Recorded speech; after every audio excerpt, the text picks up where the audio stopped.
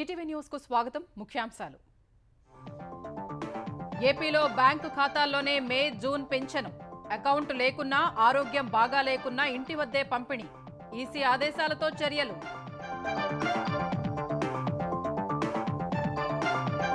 మద్యం పేరుతో జగన్ పేదల రక్తం తాగుతున్నారన్న చంద్రబాబు. తాడేపల్లి ప్యాలెస్ ను కొల్లగొడితే పేదల పొట్ట నిండుతుందని వ్యాఖ్య.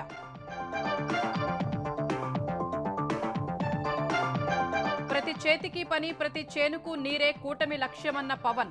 అరటిపండు తొక్కలాంటి వైకాపా సర్కార్ను చెత్తబుట్టలో వేయాలని పిలుపు.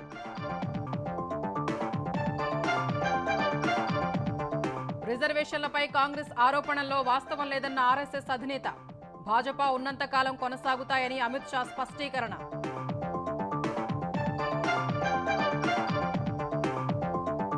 భాజపాను తెలంగాణ నుంచి బహిష్కరించాలన్న రేవంత్. రాష్ట్ర ఏర్పాటునే అవమానించిందని ధ్వజం. కేసీఆర్ దొంగ జపం చేస్తున్నారని విమర్శ. భాజపాను నిలువరించే శక్తి భారాసకే ఉందన్న కేటీఆర్. 12 సీట్లిస్తే హైదరాబాద్ ను కేంద్రపాలిత ప్రాంతం కాకుండా అడ్డుకుంటామని హామీ. నవాబులు, నిజాంల అరాచకాలపై కాంగ్రెస్ మాట్లాడటం లేదన్న మోదీ. ఓట్ల కోసమే స్వాతంత్ర ఉద్యమ పుస్తకాలు రాయించిందని ఆరోపణ. భారత ఆర్థికాభివృద్ధికి జనాభా పెరుగుదలే కారణమన్న చిదంబరం. మోదీ గొప్పతనమేమీ లేదని వెల్లడి. ప్రధాని తీరుపై విమర్శలు.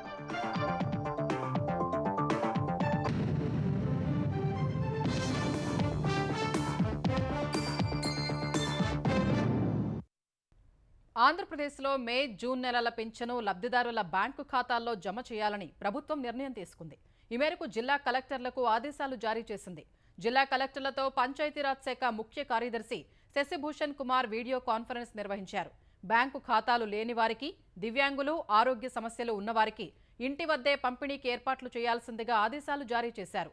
మే 1 నుంచి 5వ తేదీలోపు ఇంటి వద్దే పెన్షన్ పంపిణీ చేసేలా ఏర్పాట్లు చేయాల్సిందిగా సూచించారు. పెన్షన్ల పంపిణీకి ప్రత్యామ్నాయ ఏర్పాట్లు చేయాలని ఈసీ ఆదేశించిందని శశిభూషణ్ కుమార్ చెప్పారు. లబ్ధిదారులు అసౌకర్యానికి గురికాకుండా చూడాలని సూచించిందని వివరించారు. ఈసీ ఆదేశాల దృష్ట్యా మే, జూన్ పింఛన్ను బ్యాంకు ఖాతాలో జమ చేస్తామని వెల్లడించారు. 48.92 లక్షల మందికి పింఛన్, నగదును ఖాతాల్లో వేస్తామన్నారు. మే 1న నగదు జమ చేస్తామని, ఈ మేరకు సెల్ ఫోన్కు సందేశం వస్తుందని తెలిపారు. బ్యాంకు ఖాతా లేని, ఆరోగ్యం బాగాలేని 16.57 లక్షల మందికి ఇంటి వద్దే పింఛను పంపిణీ చేస్తామన్నారు. అంతకుముందు కేంద్ర ఎన్నికల ప్రత్యేక పరిశీలకులు రామ్మోహన్ మిశ్రాను ఎన్డీఏ కూటమి నేతలు కలిసి ఆంధ్రప్రదేశ్ సీఎస్, డీజీపీలపై ఫిర్యాదు చేశారు. పెన్షను ఇళ్ల వద్ద పంపిణీ జరగకుండా సీఎస్ అడ్డుపడుతున్నారని మిశ్రా దృష్టికి తీసుకెళ్లారు.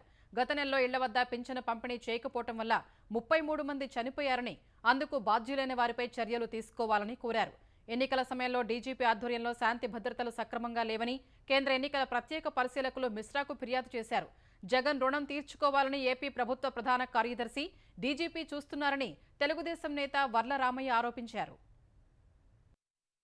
ఈ డీజీపీ రాజేంద్రనాథ్ రెడ్డి గారు ఇక్కడ ఉంటే, జవహర్ రెడ్డి గారు చీఫ్ సెక్రటరీగా ఉంటే ఎన్నికలు సజావుగా సాగవని సాక్ష్యాలతో సహా ఆయనకి ఇవ్వటం జరిగింది.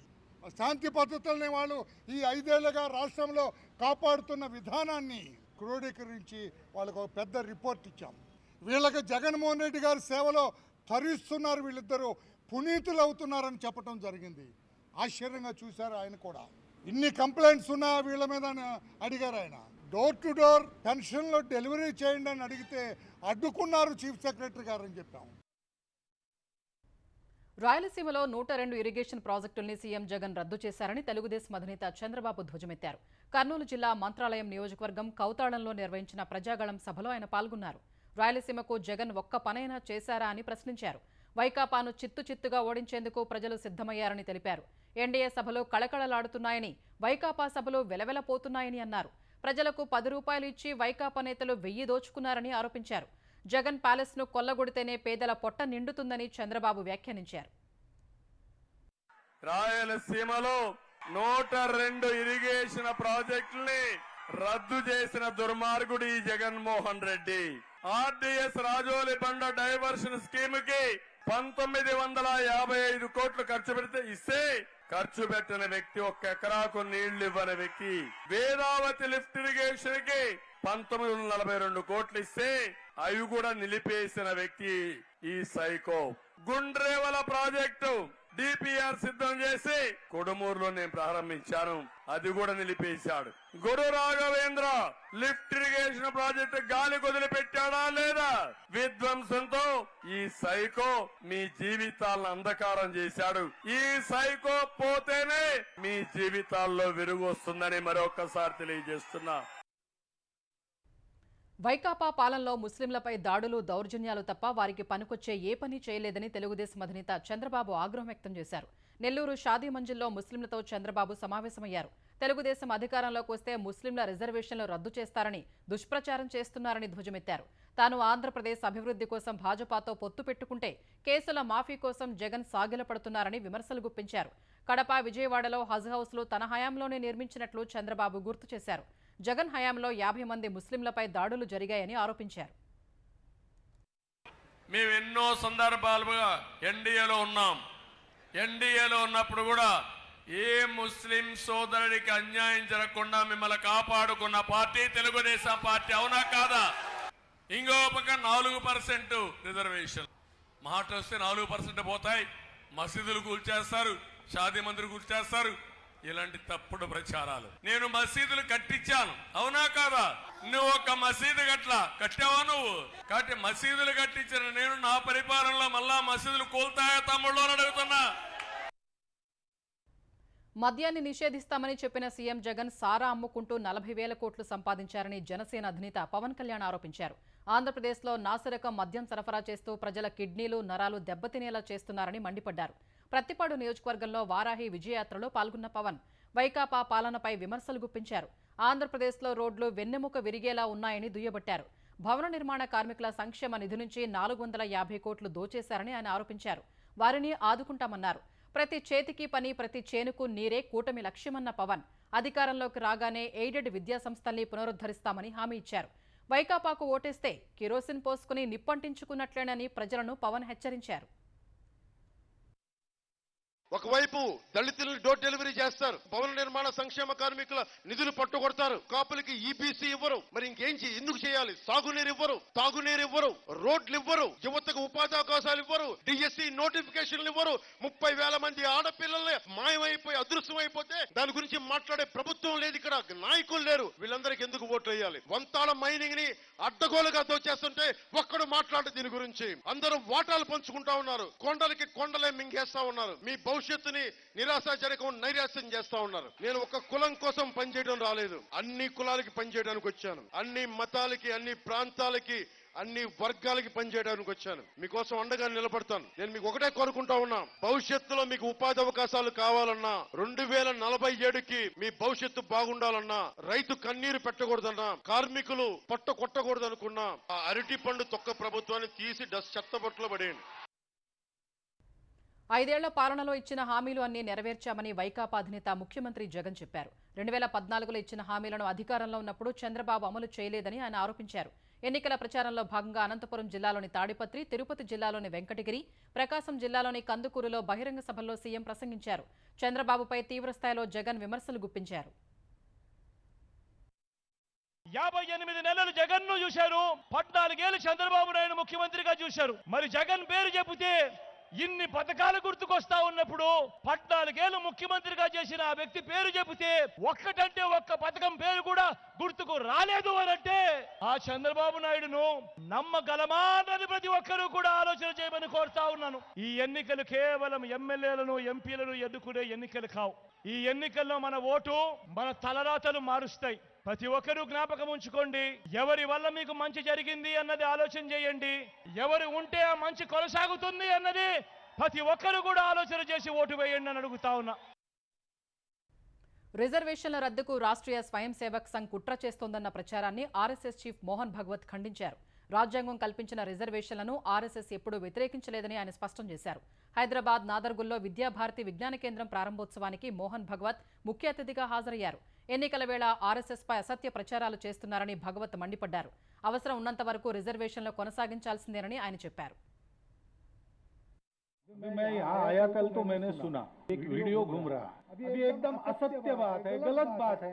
जब से आरक्षण आया है तब से संविधान सम्मत सारे आरक्षण को संघ पूर्ण समर्थन देता है और संघ ये कहता है कि आरक्षण जिनके लिए है उनको जब तक आवश्यक लगेगा या सामाजिक कारणों से दिया गया है वो भेदभाव जब तक है तब तक ये आरक्षण जारी रहना चाहिए।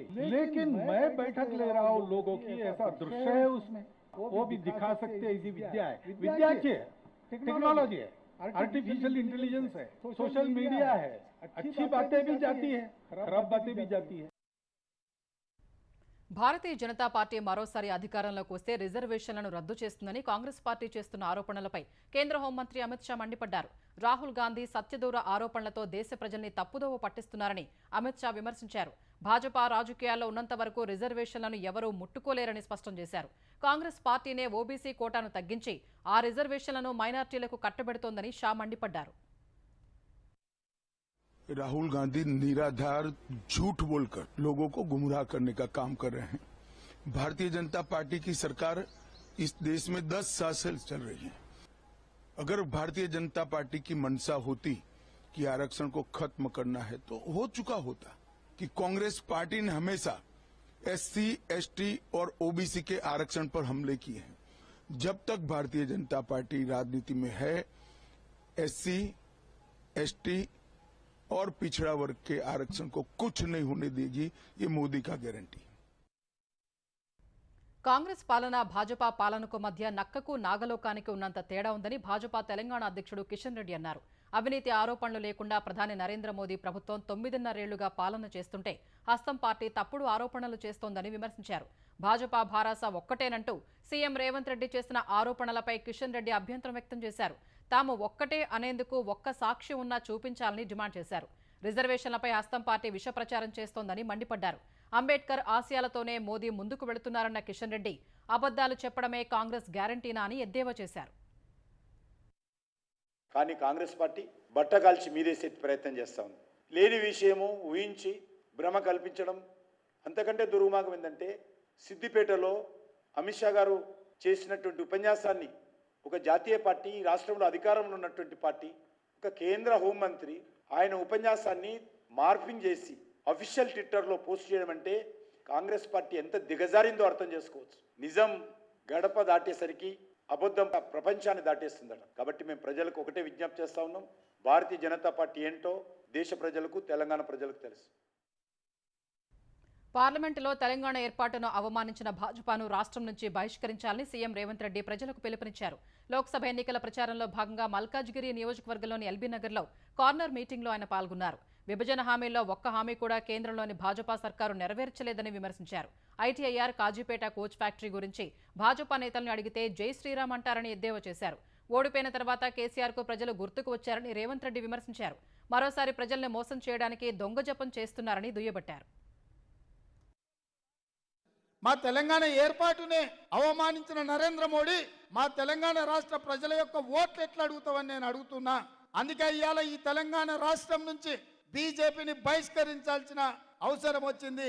వాళ్ళ దైవభక్తి అంతా రోడ్ల మీదనే చూపిస్తున్నారు. మనం అప్పుడప్పుడు బస్ స్టాండ్లో పోటీ ట్రాఫిక్ సిగ్నల్ కాడ చూస్తాం, ఒక పెద్ద స్తంభాలంలో దేవుడు బొమ్మ పెట్టి కొంతమంది అడుక్కుంటుంటారు. అట్లా బీజేపీ వాళ్ళు కూడా శ్రీరాముని చూసి మా కోట్లేయండి అని అడుక్కునే పరిస్థితి ఈ రోజు వచ్చింది.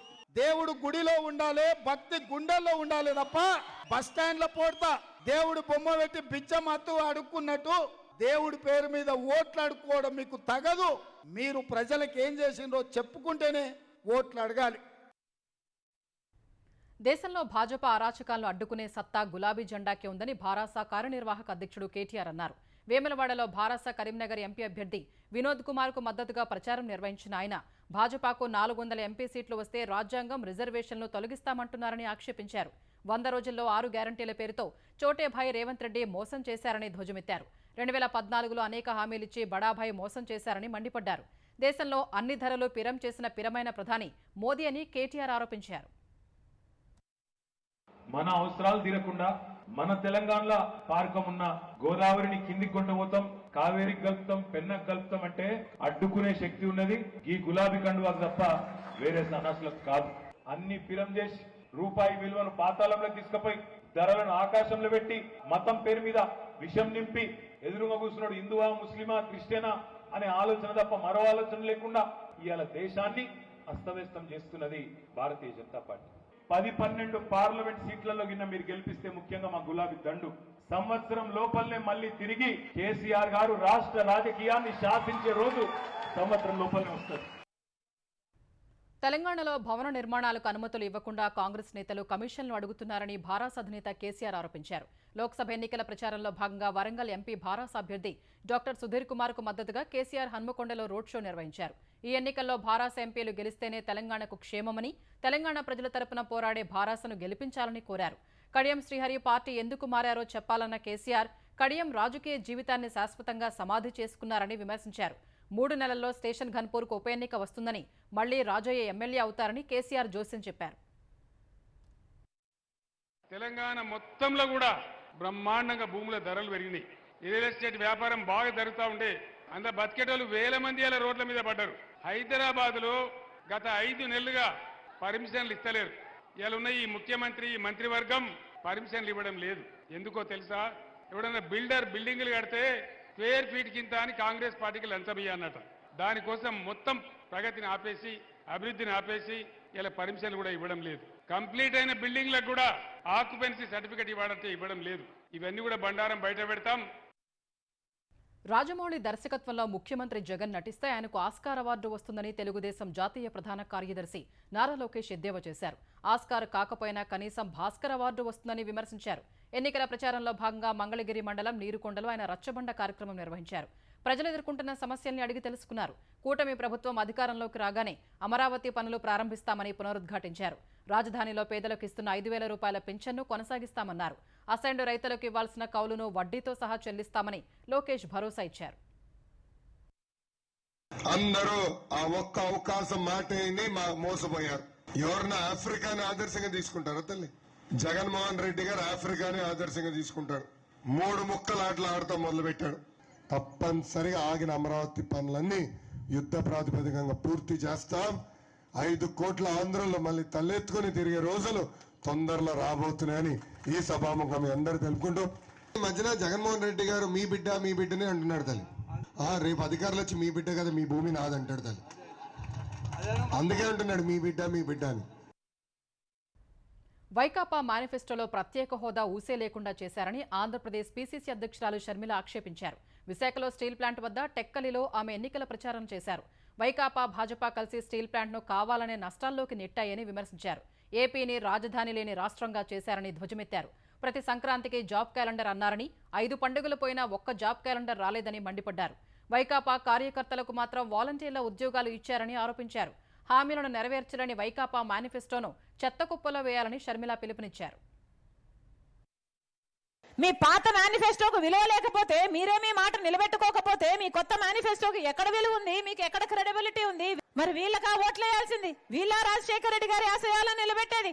ఆలోచన చేయండి. రాజశేఖర రెడ్డి గారి జలయజ్ఞంలో 54 ప్రాజెక్టులు చేపడితే దాంట్లో 12 ప్రాజెక్టులు రాజశేఖర రెడ్డి గారు పూర్తి చేస్తే 42 ప్రాజెక్టులు నవరత్నాలలో జగన్మోహన్ రెడ్డి గారు మేనిఫెస్టోలో చేర్చారు 5 సంవత్సరాల క్రితం. సగమైనా చేశాడా? 10 అయినా చేశాడా? 5 అయినా చేశాడా?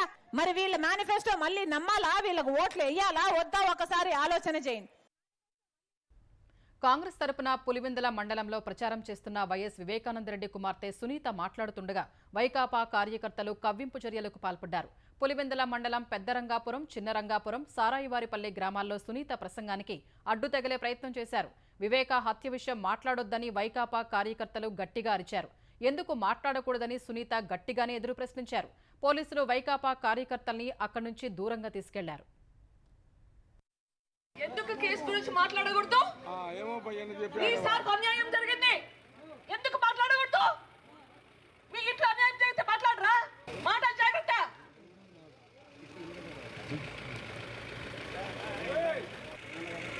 ఐదు సంవత్సరాలుగా పోరాడుతున్నా, దయచేసి మన వివేకం సార్కి న్యాయం జరిపించండి.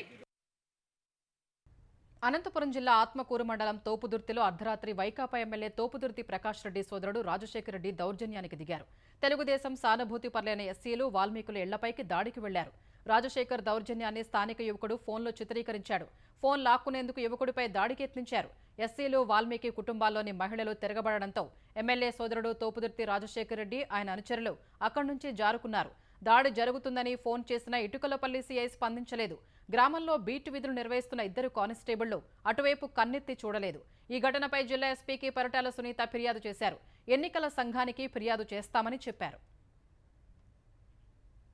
6 గ్యారంటీలు అమలు చేసినట్లు నిరూపిస్తే పోటీ నుంచి తప్పుకుంటానంటున్న భాజపా ఎంపీ అభ్యర్థి బండి సంజయ్పై మంత్రి పొన్నం ప్రభాకర్ మండిపడ్డారు. 10 ఏళ్ల పాలనలో భాజపా ఎన్ని హామీలు అమలు చేసిందో చెప్పాలని డిమాండ్ చేశారు. సిద్దిపేట జిల్లా కోహెడలో ఎన్నికల ప్రచారం చేసిన మంత్రి 4 నెలల తమ పాలనలో 6 గ్యారంటీల్లో చేయాల్సినవి అమలు చేశామని తెలిపారు.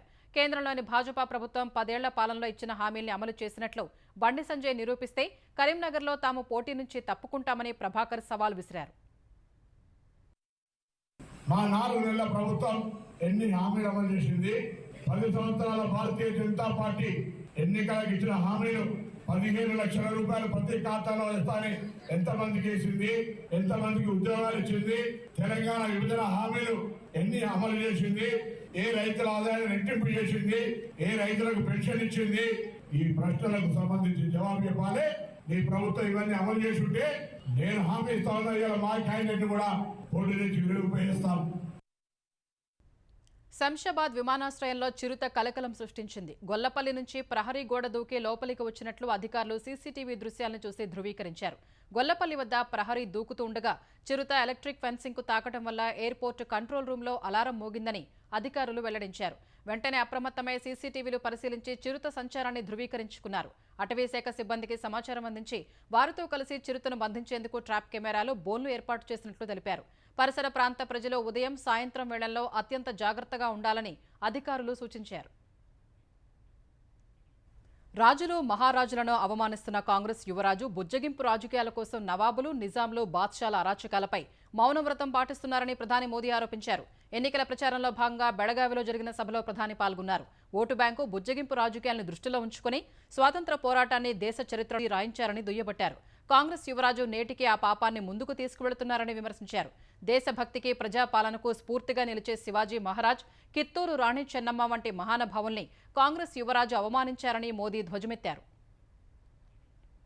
దేశ ప్రధానిగా ఎవరున్నా భారత్ ప్రపంచంలో 3వ అతిపెద్ద ఆర్థిక వ్యవస్థగా అవతరించడం ఖాయమని, అందులో మోదీ గొప్పతనమేమీ లేదని కేంద్ర ఆర్థిక శాఖ మాజీ మంత్రి పి. చిదంబరం అన్నారు.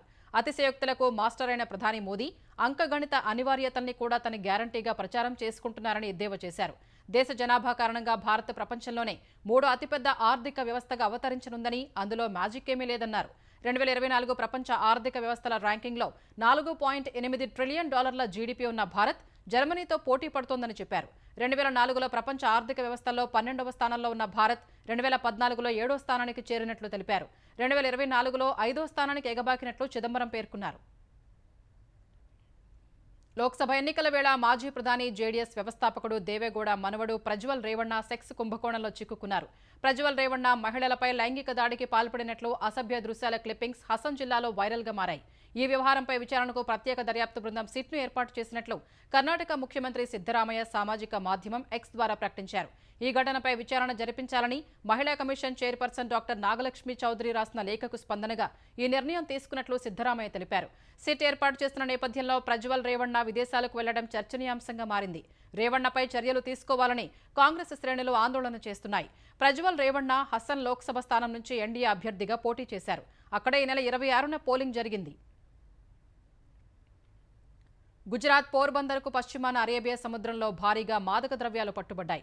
ఒక పడవలో డ్రగ్స్ తరలిస్తున్న 14 మంది పాకిస్తాన్ పౌరుల్ని భారత తీరరక్షక దళం ఐసీజీ అదుపులోకి తీసుకుంది. డ్రగ్స్ తరలింపుపై పక్కా సమాచారంతో anti terrorism squad ATS, narcotics control bureau NCB బృందాలతో ఐసీజీ సంయుక్తంగా తనిఖీలు చేసింది. పాక్ పడవలో 600 కోట్ల రూపాయల విలువ చేసే 86 కిలోల మాదక ద్రవ్యాలు ఉన్నట్లు గుర్తించింది. వాటిని స్వాధీనం చేసుకుని బోటులోని 14 మంది పాకిస్తానీ యూనియన్ని అదుపులోకి తీసుకుంది.